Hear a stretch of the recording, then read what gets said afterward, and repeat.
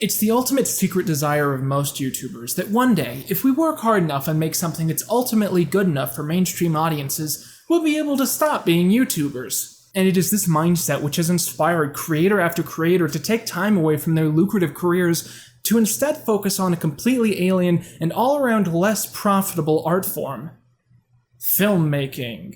And it should be said that many people do indeed succeed in making that leap. Bo Burnham is currently considered one of the most promising filmmakers of our generation, and if you consider Donald Glover to be a YouTuber before literally anything else, then you've probably been living under a pretty dark rock for the past 10 years. But today's video isn't about any of those cases, because those people by all counts are no longer considered to be YouTubers. Today we're talking about movies made by YouTubers for YouTube audiences which never gained any recognition outside of that YouTuber movie someone wanted me to pay money for. I told people on Twitter, Reddit, and my Patreon that I was going to be making this video and that I was taking suggestions. And so anytime I review something in this video that was suggested to an audience or an audience member inspired me to make, I will be giving them a little shout out. I'm trying to do this a lot more, so if you want to join in on this, then you can follow my Reddit, or my Twitter, or my Patreon. My one unofficial rule for this whole thing was one simple thing: no Channel Awesome movies. So my sincere apologies to all of these people. And with that, it's time to jump right into our video. Should I keep this look? I'm kind of tempted to.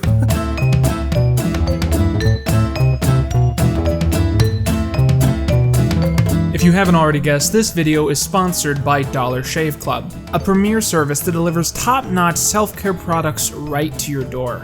Go to dollarshaveclub.com/Quinton Reviews to get your first starter set for just $5. I've been using Dollar Shave Club for a super long time, and later in this video I'm going to tell you all about exactly how great it is. But for now, just know that this is an incredible way to keep your bathroom cabinet stocked, and that by using that link you are actively supporting this very channel. With that, let's go right into our first movie. In 2014, famous YouTuber Shane Dawson entered and then won a Starz reality show entitled The Chair. The pitch of the show was that several contestants would enter with the chance of winning a seat as the director of their own dream movie, with $800,000 as the budget. Emboldened by this, Shane created Not Cool, one of the most worthless things ever made by human hands. When discussing his thoughts on making this masterpiece, Dawson had this to say: "People are out of touch with what teenagers are interested in. I wasn't making a movie for middle-aged people writing about TV." Give me your dick! This is shit up in here. Everything you need to know about the film is told you 45 seconds in. At this exact second, we see a woman dancing at a Thanksgiving party. She stops to take a selfie, and we see her adding filters. Suddenly we see her post a photo of an entirely different woman with the text, "No filter." This moment is trying to be blatant social commentary. Surely this woman, despite being a little heavy, should feel proud and happy in her own skin enough that she shouldn't be pressured by society to feed into the very system that makes her want to look different. And yet, at the same time, it's still clearly a very mean-spirited joke at the expense of this woman. Like, this woman is fat, and she's pretending she's not, but what a fat idiot. Another example is that the movie has numerous scenes that feature characters calling each other retarded, and it's clearly played as if this is a bad thing that the writer is trying to draw negative attention to. And yet, at the same time, numerous other scenes feature characters actively being called that word as part of a joke. It's Shane Dawson actually daring to say, "Society is messed up for doing X thing. Now watch me do X thing for the sake of seeming challenging." You had sex with that? Butter everything? Did somebody say butter? Is cruelty a malicious tool used by society to belittle those who are already broken? Or is it this super cool thing that Shane Dawson discovered that he gets to use indefinitely because, hey, shut up? I feel totally fine. Yeah, no, you look totally great. Not at all like a rhino who's been shot with a tranquilizer gun. Should Tori be seen as a good person despite laughing at people being tasered and mocking her peers by sharing embarrassing images of them on social media? Or is it super sad that someone called her a mean nickname in high school and posted a sad photo of her at the prom? The answer? When the movie tells you a character is bad, they're bad. When they tell you their character is good, they're good. No matter how they act, no matter what they do, that's the standard. It's basically Narcissism the movie. Fucking look at me! Here's a fun fact. There are 3 scenes in the movie that predominantly feature people of color. The first features a very stereotypical gay best friend character who has very little screen time and I almost forgot about. The second is a running gag about a homeless man who is so depraved that he eats and drinks his own shit and piss. The third features a man who flashes the audience by writhing his uncensored penis against a plate of glass. I think the New York Times put it best when they said of Dawson's creation, "Not Cool is an attempt at a raunchy comedy that is so poorly executed and so unfunny that no one involved with it should ever be allowed to work in the movies again."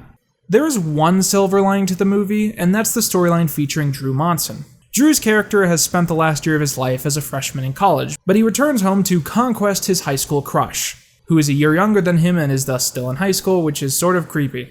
Drew gets told over and over again, first by his friends and then directly by the woman herself, that she has no interest in him whatsoever and is not attracted to him in the slightest. And despite this, he continues to try and win her over by basically buying his way into bed with her. And for a brief moment, it seems like this is going to work out, which would have been very stupid.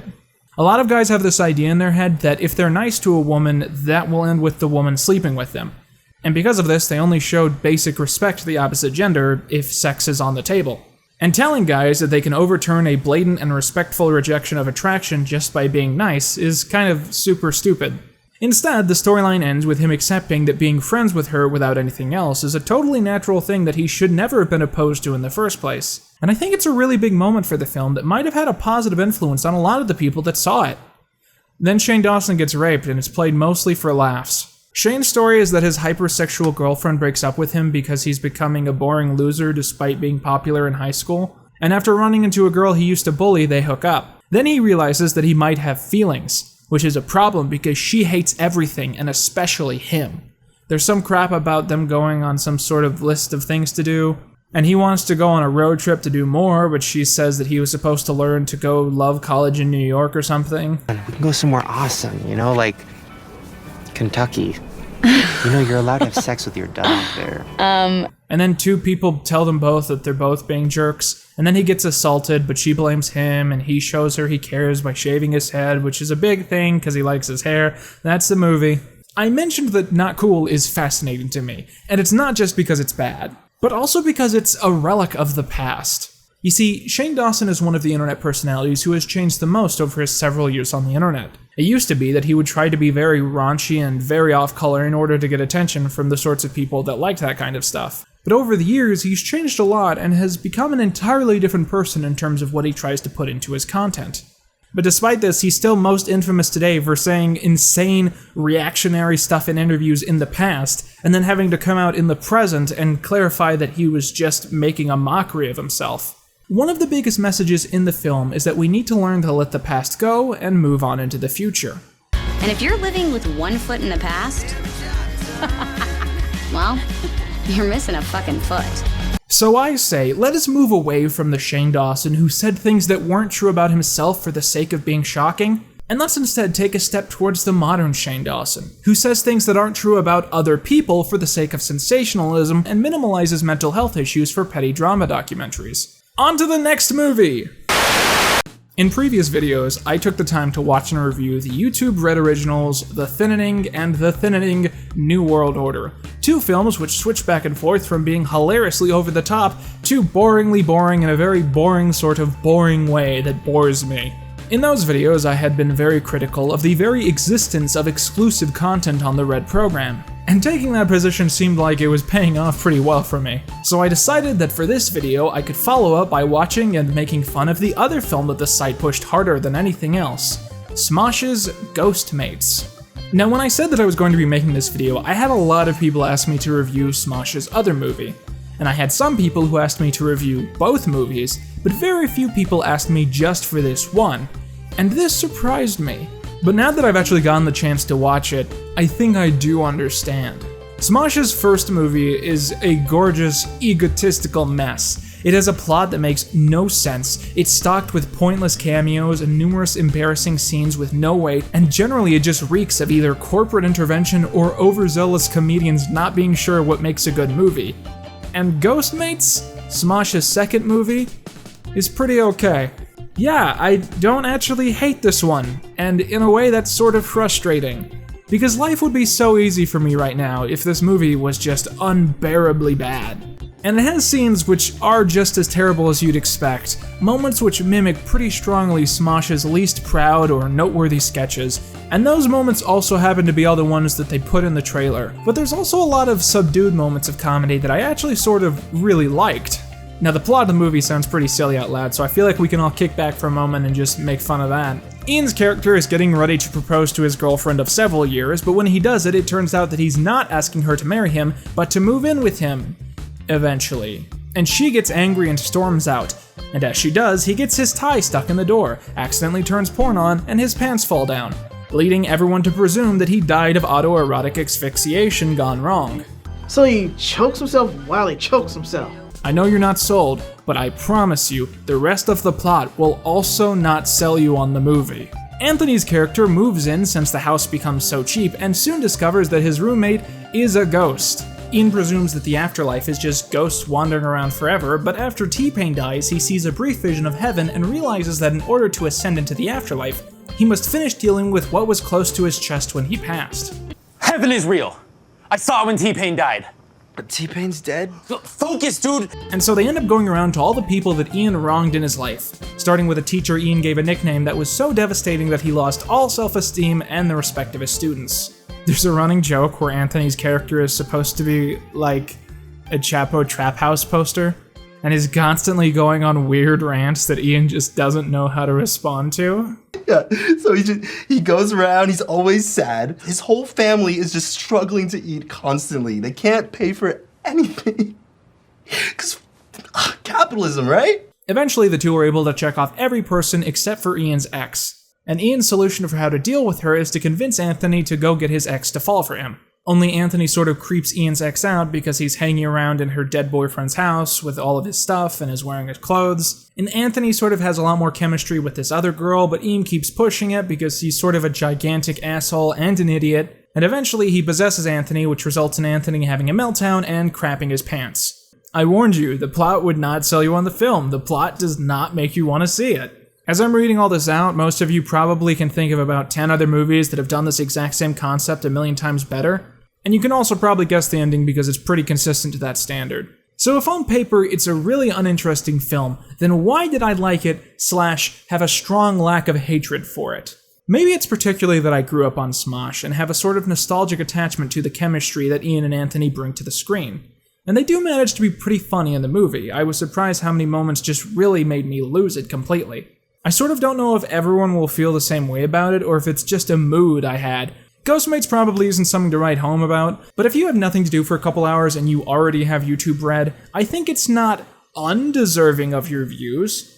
I don't know, it's a pass in my books. And with that, let's move on to our final film.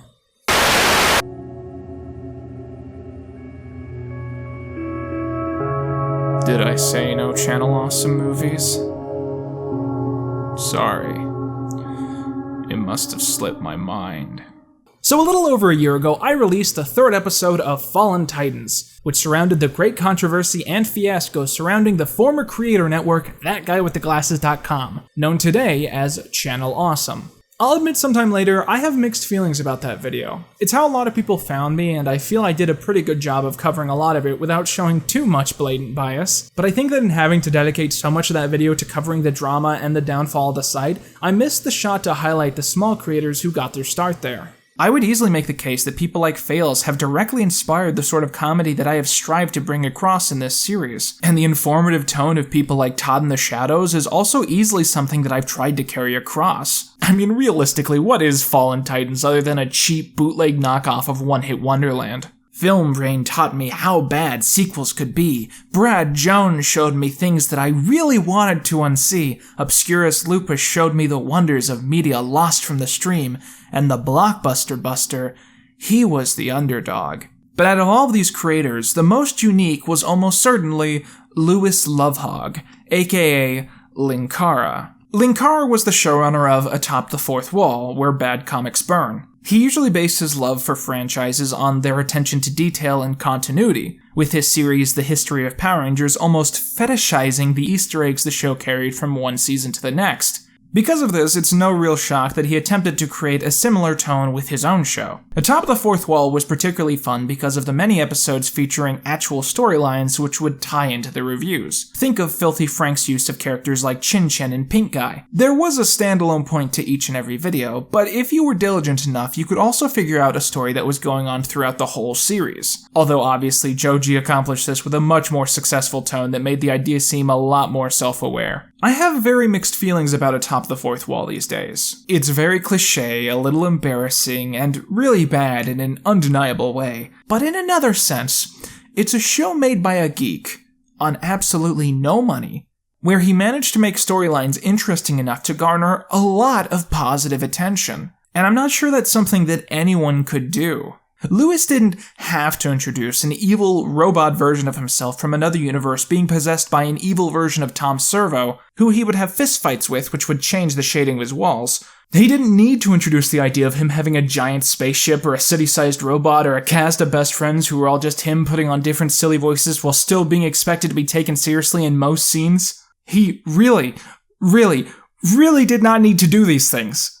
All anyone ever asked him to do was sit on a green couch and read comics out loud so we didn't have to buy them. That was his job. But he dreamed bigger. And we can all laugh about him behind his back for this, but if he hadn't done this, I wouldn't be talking about him 10 years later. I wouldn't even be thinking about him. Hell, in the past I've made complete videos playing full homage to the low-budget insanity that he often put into his work. And I think I was drawn to do this partially because there's some weird magic to that kind of material that's hard to replicate. Case in point, Atop the Fourth Wall, the movie. I was always going to review this one, but considering how obscure it is, I was shocked by the amount of people who ended up suggesting it. Specifically, Nolan from the Pizza Party podcast offered to come on board and help me look at it. A generous offer which I of course chose to accept. I was, however, shocked to discover that Nolan doesn't just like this movie. Moreover, he's sort of obsessed with it, to the point that he considers it to be one of his favorite movies to watch of all time. When he first described it to me to try and sell it, he said that it was so bad that it was good, in a way very similar to The Room. But now that I've seen it, that's not exactly the comparison I would go for. I think Atop the Fourth Wall the movie is most like Threat Level Midnight, the entirely fictional movie Michael Scott made in The Office, an overzealous adventure film that tries too hard without the proper resources and becomes a comedy mostly by accident. You know, you were telling me earlier about how much better machines are, how flesh sucks and steel rules, but that's the thing, isn't it? You are an android, but me, I am a moon! Now granted, Atop the Fourth Wall the movie is already trying to be a comedy, but its funniest moments come when it's trying to be serious, or deep, or epic, instead of from its actual humor. The movie starts off with a scene which I think is the ultimate introduction to Lewis's obsession with overthinking the continuity in his show. The sequence is set 4 years earlier in the timeline, shortly after he first obtained his spaceship from one of his enemies, and it features a representative from the government coming to tell Linkara that he is now considered one of the greatest threats to national security on the entire planet. Many in the government want to assassinate the comic reviewer, but this specific person wants to make a deal. As long as he doesn't use his technology or powers to hinder with the governments of the world, then he won't be seen as a threat. Don't use it for military affairs in a foreign country. Don't try to bring it down on us because a bill passed that you don't like, and don't try to threaten us with it. You stay out of our way, we'll stay out of yours. And if I refuse? And if you refuse... I'm going to start a war with the American government with my... with my toys that work like real things. And if you pass that copyright law, I want to destroy Washington, D.C. This scene sets in stone a pretty consistent standard for the rest of the runtime, a dedication to continuity and keeping with canon so strong that the writer forgets to actually invest into the actual plotline. If you have not seen To Boldly Flee, then most of this movie will make absolutely no sense to you, which in a way will make it seem even more aimless and easy to laugh at. There are whole scenes with several then Channel Awesome reviewers sitting around and referencing their own videos, but as those videos are now all old and out of date, it comes across as a massive waste of the audience's time. 4 years later, in the current day, Linkara is celebrating his birthday with his government agent pal, and he goes home very drunk and falls asleep. And as he does, vivid flashbacks of his past storylines haunt his dreams, reminding him of each and every fight, every punch, every bit of blood lost to a version of himself wearing a silly outfit. He wakes up the next day and tries to record a review, but finds that he can't feel motivated to anymore. Slumped into an extreme depression, he begins to doubt if he even has reason to live. You have a good life. You have a family, you have friends, you have things that you enjoy, that you're excited about. He has a family, but all of his family is just like shitty puppets. How sad is that? That when a character says to Linkara, you have a family, that's what he means? I have puppets! What is $65,000? Meanwhile, in space, a group of explorers have built a new space station using the house spaceship technology from To Boldly Flee. And they are going on an excavation to scavenge parts from the Death Star knockoff that was also in that movie and blew up. But the signal goes dead, and no one in the government knows what has happened. The next day, Linkara and many of his reviewer friends are having a party where they're watching a movie each of them has brought to the table. Sadly, as the movie explains, Doug cannot join them because he is having a mental breakdown after rewatching The Garbage Pail Kids. I don't know what happiness is anymore! Joy is a lie! Oh my god, Doug Walker is so terrible. Why did anyone ever like him? Kyle Estes is equipped with 2 back. I want to be in one of these movies and I just don't want to have any dialogue. That's my dream. Can you just imagine? No, just I'm in the group, but I never say anything. That's what I want to do. So you just want Nash's role is basically what you're telling me? Yeah, I want Nash's role. I just want to be there and I never say anything and I look unhappy and then I'm just there's a whole movie. Wouldn't that be incredible? I want to join you. Like you're staring at them and then I'm off in the background even further staring at you. Sometimes you're like outside a window. Yeah. Suddenly, the government agent arrives and informs them that the government has really gotten themselves into trouble this time, and that they need the help of the one group of people who have a chance of fixing all this. Can you imagine the president being like, we got an issue of national security? Bring in the internet reviewers. And so, all of these video reviewers go on a secret mission for the American government into space, and they all split into different groups to work on various parts of Linkara's ship. Power's out in this junction again. I need to put in a 9-volt or something in this thing. Hang on, man, I got you. Yes, fear the concept of fear itself, as I cause a shitty after effect to be superimposed upon the screen. Eventually, they are able to catch up to the missing space station, only for it to turn on them and start attacking, badly damaging their own ship. I hotboxed in the fucking engine room, dude. As they take more and more damage, one of the control panels explodes, and the government agent is killed. Linkara heads off to launch a shuttle ship, hoping to sacrifice himself so his friends can escape. But just as he reaches the door, a familiar voice is blasted over the comms. It's his voice. Their foe is not just a ship gone rogue, but Mecha-Kara, who was resurrected during the meddling of the lost crew and is dead set on getting his revenge on Linkara and killing everyone he cares for. Shocked and horrified, Linkara stands in place, not able to react or move, almost as if he's out of focus. Mecha-Kara prepares to destroy the ship but finds that his weapons are out of power. But as Lewis is still in shock, Mars Girl has to take command. Mecha-Kara is gone for now, but the crew is faced with bad news.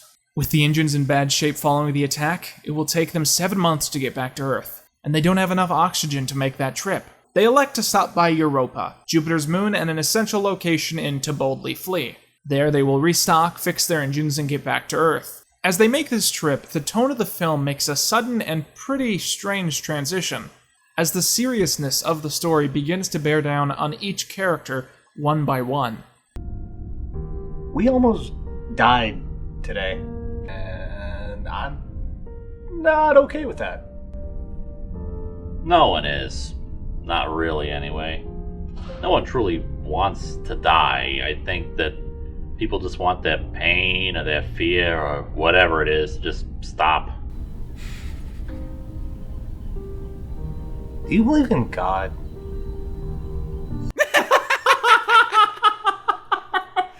Oh, God. What?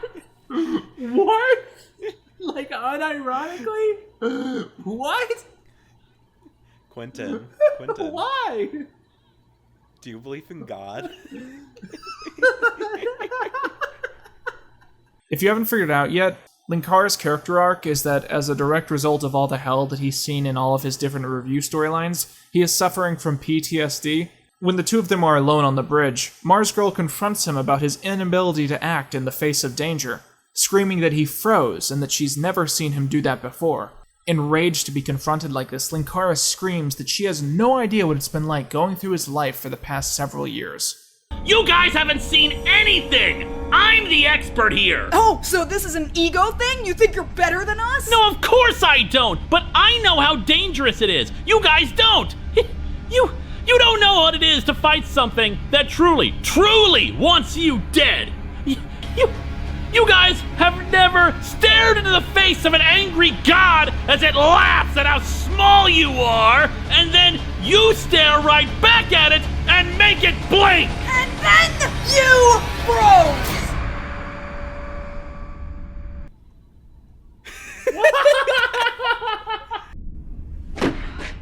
I love this. I love this part every time. Yeah. It just makes it all worth it. There's also this additional element to a bunch of these scenes, where they often feature characters who become representatives of people who don't like Linkara's show, and they end up criticizing the world around them, while also, in another blatant way, criticizing the content that he puts out. We're critics. We review things. We should be critiquing plot lines, not being part of them, because it's weird, and I didn't want it. And it's like everything is being interrupted for the sake of this. But the weird thing is that instead of addressing these points, the characters in the movie then end up slipping back into discussing everything from an in-universe point of view, which sort of defeats the purpose of introducing that element to begin with. But why have you not left yet then? The scout ship stands ready. You can end your involvement with this affair, and no one will think ill of you for it. Because my friends are in trouble, and they need my help. One of the weirdest points in all this is where Lupa ends up talking to 90s Kid, asks him about the fact that he's a one-note character with one joke that's not really that endearing, and this causes him to act sort of smug and talk more about how great the 90s were, just in sort of a more actualized perspective, I think. Sure, they beat ideas into the ground. Sure, everything was extreme and violent, but it was different. It was new. Plus, this is so stupid. It's so dumb.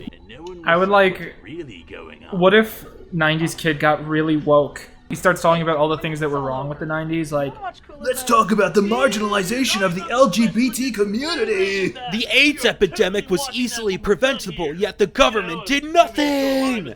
However, the biggest reveal of the movie came a little bit earlier when we found out that Linkara, being an all-powerful figure with incredible abilities and space technology centuries ahead of his own world, can find the passion to keep making fun of Rob Liefeld comics every week. Eventually, the cast is able to reach Europa and begins looking for supplies. The moon of Jupiter looks a lot like some random building that they rented out and filled with empty boxes. Yes, this is where the very forgettable bad guys of Tiboldi Flea were preparing and packaging their weapons, which includes things like a gun that shoots chainsaws, and a gun that shoots bees, and a bunch of other ridiculous stuff. The cast also finds out that Europa has developed a field which heals whoever is in it, caused by it being very close to the plot hole in the earlier movie. By the way, this is a good time to tell you that this movie had a budget of over $60,000, and I feel sort of confused on where all of that went, considering that there is pretty much nothing in the movie that looks like a huge amount of money went into it. They have one set that looks pretty good, but other than that, there's a lot of cheap green screen, the makeup is bad, the set of the space station is clearly someone's basement, the set of this bar is definitely Doug Walker's basement.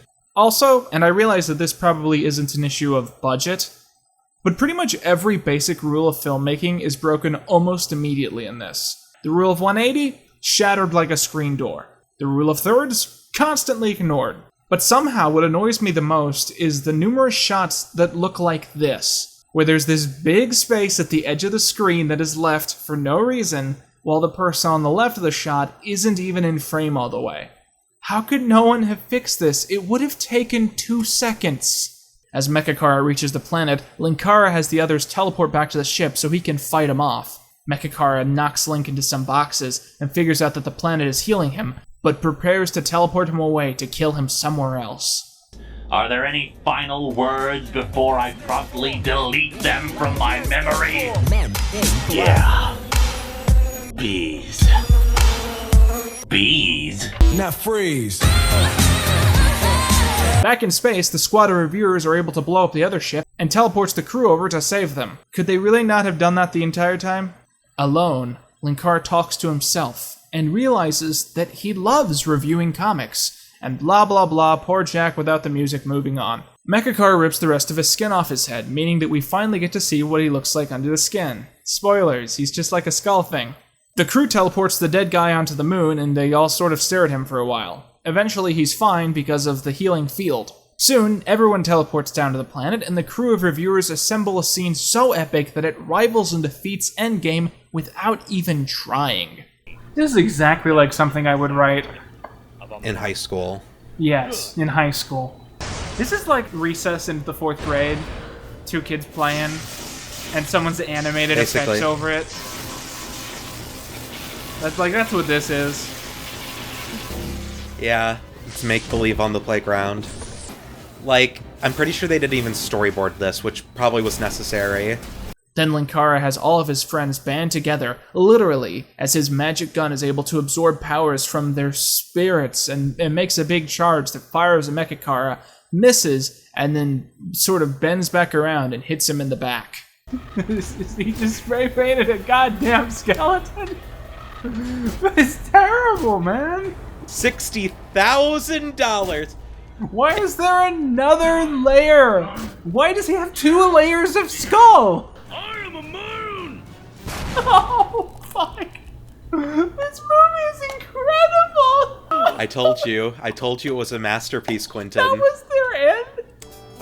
What's the verdict, Quinton? Quinton. I feel everything and nothing. I have a lot I could say. I love it. I love it so much. Has there ever been a better movie? No. This is... Genuinely, I don't believe so. This is the peak, yeah.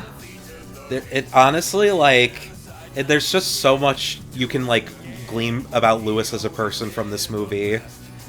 I think he just honestly has an ego to him that's not like Doug levels, where he thinks he's a fucking genius, but, like, he wants people to like him a lot and think he's writing something really deep and profound.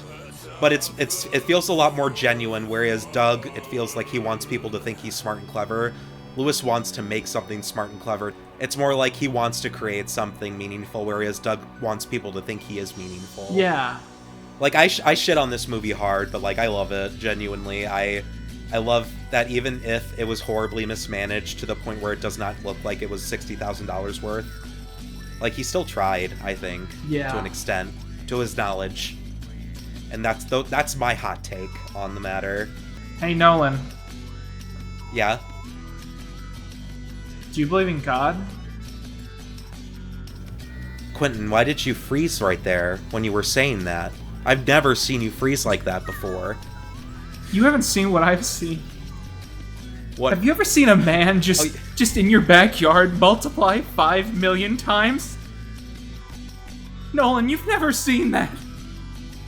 Have you ever had a man, he shows up in your house and you kill him and he comes back right away, but now he's a robot? Can't say I have, truth be told, no. It was hell. Have you ever had thousands of spaceships appear over your house, ready to kill you in an instant, and you have to go outside and glare at them until they all blow up? Are you referencing actual Linkara things now? Because I can't tell. No, these are all my videos. All of these things happen in my videos. Have you ever lived that? Okay, well, I can't say I have. Do you know how hard it is to sell your house when there are 5 million identical corpses? A man went in my backyard and multiplied 5 million times. And then you froze. Do you believe in God? I believe in God, and I believe God is you because you are so epic and cool, and you did all these amazing things that are so much better than anybody else's. You've helped me Now I'm gonna do Fallen Titans again. Because of you, Nolan. You've made me want to do Fallen Titans again. I was gonna stop, but you inspired me to keep going. Thank you. Oh, okay, cool. Okay, cool. Here's the sponsor. Once again, a mighty thanks to Dollar Shave Club, today's sponsor. Based on the name, you might suspect the Dollar Shave Club exclusively sells shaving tools, but that couldn't be further from the truth. In fact, if you go to dollarshaveclub.com/QuintonReviews, you'll be able to build your own trial set, whether you want to shave, shower, or brush your teeth. Which breaks the alliteration, but there's no word for oral care that starts with an S. I ended up getting a bit of each set, and I think they're all definitely worth their value. My personal favorite item is the Wanderer Hydrating Daily Face Cleanser, which I actually tend to use when I do have a beard because my face can get pretty dry.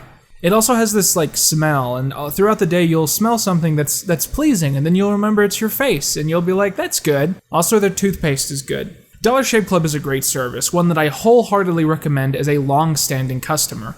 Their shaving tools are great, their bathroom stuff is great, their personal care stuff is incredible. You're really missing out if you're not using this website. So I implore you to get started today by going straight to dollarshaveclub.com/QuintonReviews or by going to the link in the description.